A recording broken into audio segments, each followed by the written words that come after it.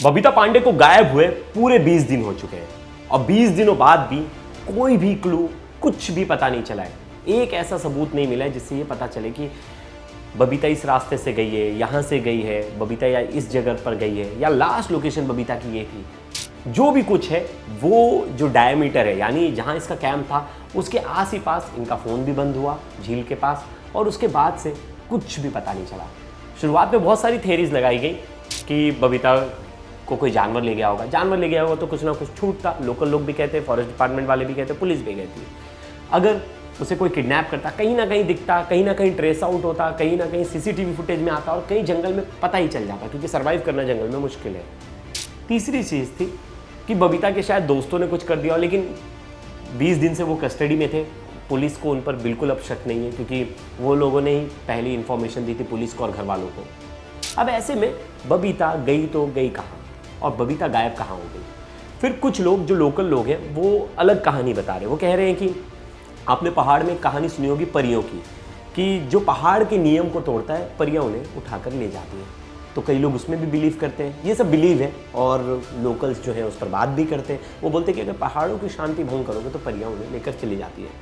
अब इस पूरी खबर को हम शुरुआत से देखेंगे कि कौन से 3 रास्ते थे, उन 3 रास्तों पे क्या पूरी जांच हुई, 3 रास्ते कहाँ कहाँ जाते थे, उन 3 रास्तों को हम गूगल मैप के ज़रिए समझेंगे कि यहाँ से जो है बबीता अपना ट्रैक शुरुआत करती है, और कौन से 2 रास्ते थे। अगर बाई चांस बबीता रास्ता भटक जाती या कुछ हो जाता तो कौन से 3 रास्ते लेते, क्या वो तीनों रास्तों पर एनडीआरएफ, एसडीआरएफ की टीम ने जांच की, पुलिस दल की टीम ने जांच की, सब कुछ डिटेल में जानेंगे, मैप के जरिए आपको बताएंगे, परियों पर भी बात करेंगे, पूरी खबर डिटेल में चर्चा करेंगे। लास्ट तक इस वीडियो में बने रहिएगा। नमस्कार, मेरा नाम है प्रेष पांडे और आप देख रहे हो क्राइम तक। दयारा बुग्याल उत्तराखंड के उत्तरकाशी जिले में स्थित है। अभी देहरादून से 140 किलोमीटर दूर है।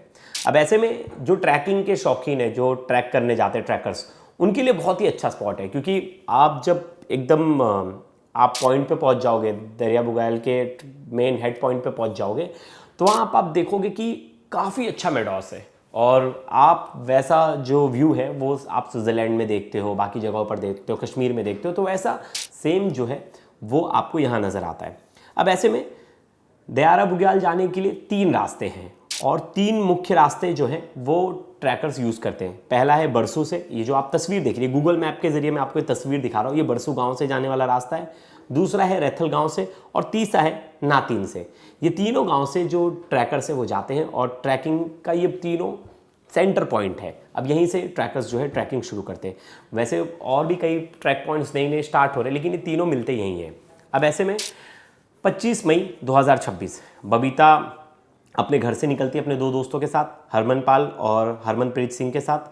अब ये जहाँ से निकलते हैं, रामनगर, उधम सिंह नगर जो है बताया जाता है, उधम सिंह नगर से निकलते हैं, और वहीं पास में जिम कॉर्बेट भी है, वहाँ से ये लोग निकलते हैं। घर वालों को बोलते हैं कि हम जा रहे हैं ट्रैकिंग पर, लेकिन बबीता अपने फैमिली को नहीं बताती कि वो 2 लड़कों के साथ जा रही है। जैसे कि मैंने आप तक शुरुआत में ही बताया था, फ्रेंड्स के साथ ये ट्रैकिंग पर निकल जाते हैं। 26 से 27 मई ये तीनों अलग अलग जगहों पर घूमते हैं, देहरादून और गंगोत्री, बहुत सारी जगहों पर ये घूमते हैं।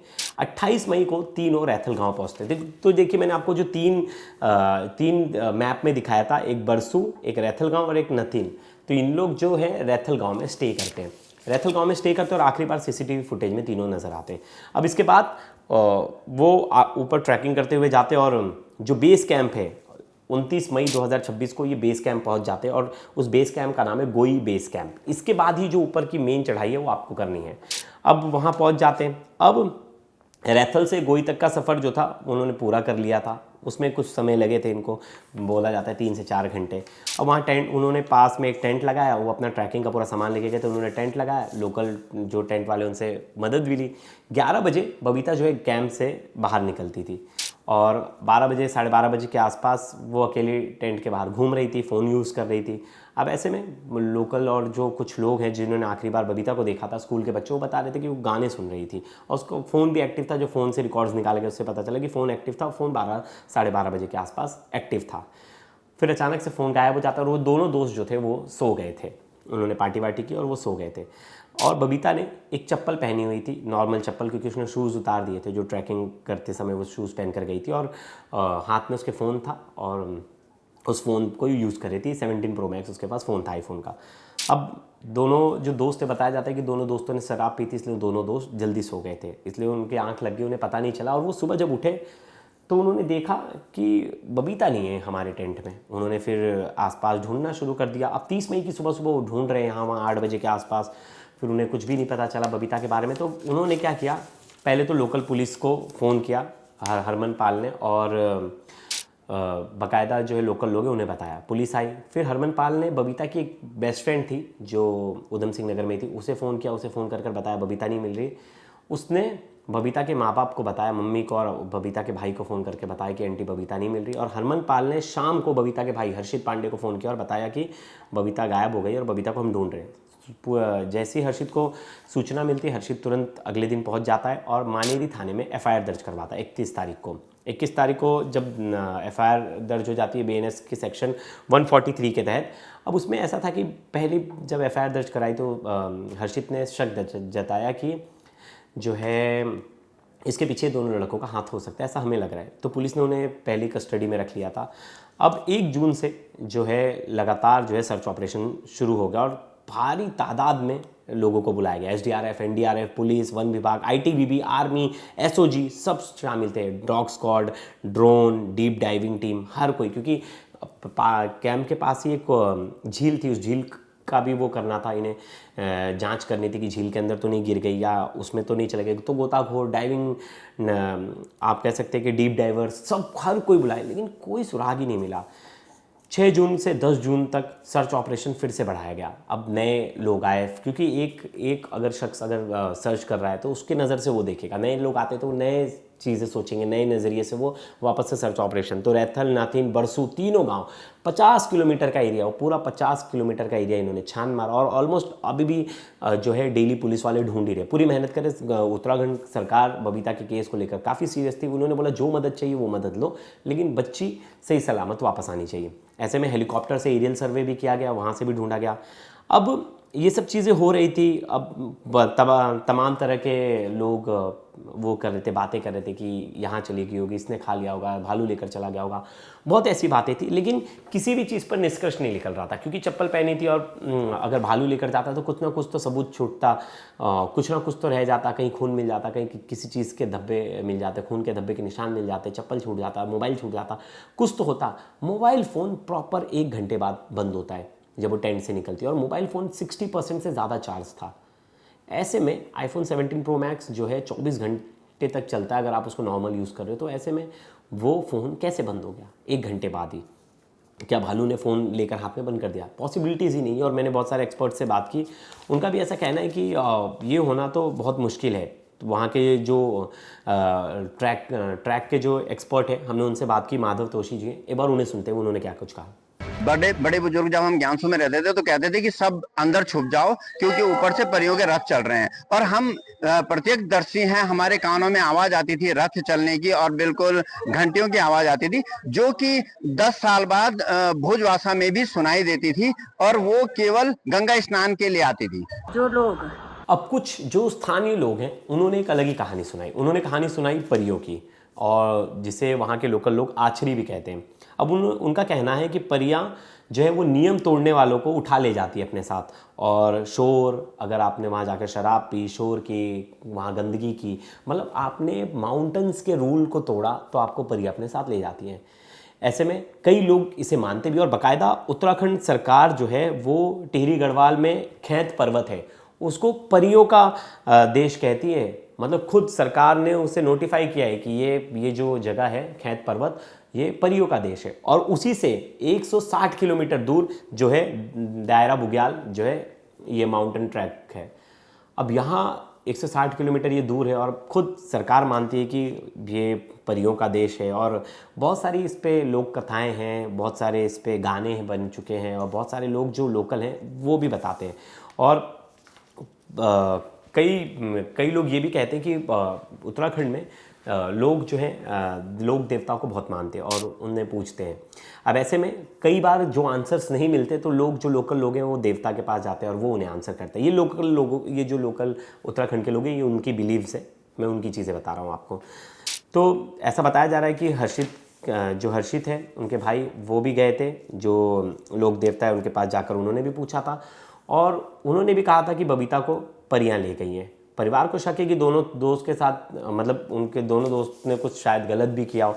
लेकिन सोचिए अब ये जो है हर कोई, मैंने देखा मेरे कमेंट सेक्शन में बहुत लोग परियों की बात कर रहे थे और बहुत लोग परी पर लिख रहे थे कि परियों की बहुत कहानी है। और बाकायदा मेरे भी जो दोस्त थे उत्तराखंड के वो भी इसमें बहुत ज़्यादा बिलीव करते हैं। वो कहते हैं कि हाँ होती हैं परी। आप देखिए मैंने पुलिस वाले से पूछा आप, और बहुत सारे जो ऑफिसर्स उनसे बात की, बोलती सर हम तो साइंटिफिक चीज़ों पर बिलीव करते हैं और हम साइंटिफिक वे में जो इन्फॉर्मेशन मिल रही है जिस हिसाब से हमारी इन्वेस्टिगेशन बढ़ सकती है हम उसी पर बिलीव करके हम उसी पर जांच कर रहे हैं, हम इस एंगल को देख ही नहीं रहे। और बाकायदा जो उनकी टीम है वो ट्रेस आउट करने की कोशिश कर रही है। इसमें जो लोकल लोग हैं उन्होंने एक बार क्या कहा परियों पर, उन्होंने क्या कुछ बताया, एक बार उन्हें सुनते हैं। जो विनल रावत है, कुशल सिंह रावत है, इन्होंने और ओम प्रकाश भुजाना, इन्होंने तीनों ने लोकल लोगों ने बताया परियों के बारे में। एक बार उन्हें सुनते हैं। अब पूरे 20 दिन हो गए बबीता गायब है, कोई ठोस सुराग नहीं मिला है, सर्च ऑपरेशन जारी है, पुलिस सभी अपने विभागों को वहां लगा दिया है पुलिस ने। यहाँ की जो धार्मिक मान्यताएं हैं कि आज भी यहाँ पर परियां वास करती है।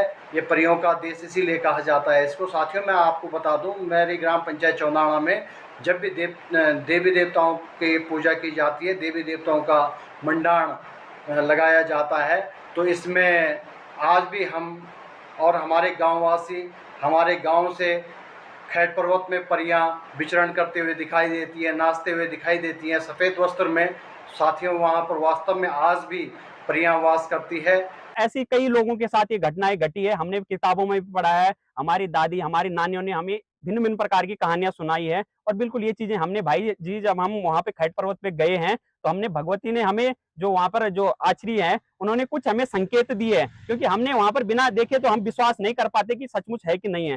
वो भगवती ने हमें कुछ चीजें ऐसी बताई है या फिर हमने वहाँ पे देखा है, छोटी छोटी चीजें वो हमने सचमुच महसूस की है भाई जी वहाँ पे। ढूंढने के लिए अब तो खुदाई भी हो रही है, कहीं ऐसी गुफाएं तो नहीं है कि उस गुफाओं में चली, क्योंकि वहाँ बहुत सारी गुफाएं, बहुत सारी जो है पुलिस की अलग अलग टुकड़ियाँ जो है नई टीम्स जो है वहाँ जांच कर रही हैं। अभी तक दोनों लड़कों को पुलिस ने गिरफ्तार नहीं किया, क्योंकि पुलिस को अभी उन पर ज़्यादा शक नहीं है, क्योंकि उनसे जो भी इंफॉर्मेशन लेना था ले लिया पुलिस ने, और सब कुछ जांच के दायरे में जो जो चीज़ें आती थी वो पूरी पुलिस ने कवर कर ली। तो इसमें डीसीपी और एसीपी ने क्या कहा है, वहाँ जो जांच करवा रहे हैं इस पूरे मामले को, खुद निगरानी कर रहे हैं और खुद देख रहे हैं कि क्या कुछ हो रहा है, अपडेट क्या कुछ आ रहा है। एक बार उन्हें सुनते हैं। कि सभी को पता है कि बबीता पांडे 29 तारीख को रात 11:30 बजे से जैसे रिपोर्टिंग हुई मिसिंग है, तो उसमें जितने भी हमारे एफर्ट्स थे, वो चाहे पुलिस हो, एनडीआरएफ हो, एसडीआरएफ हो, फॉरेस्ट की टीम, एनआईएम की टीम, और जितनी भी यहाँ पे लोकल यहाँ पे आपदा प्रबंधन की टीम, तो जितने भी एफर्ट्स हो सकते थे सर्च के, तो हमने लगातार वो लगातार चलाया। और अभी भी जो है थाना स्तर पे और जनपद पुलिस स्तर पे वो लगातार जो है दयारा ट्रैक की, और ऊपर गोई क्षेत्र जहाँ से मिसिंग हुई थी उसकी निगरानी हम लगातार कर रहे हैं।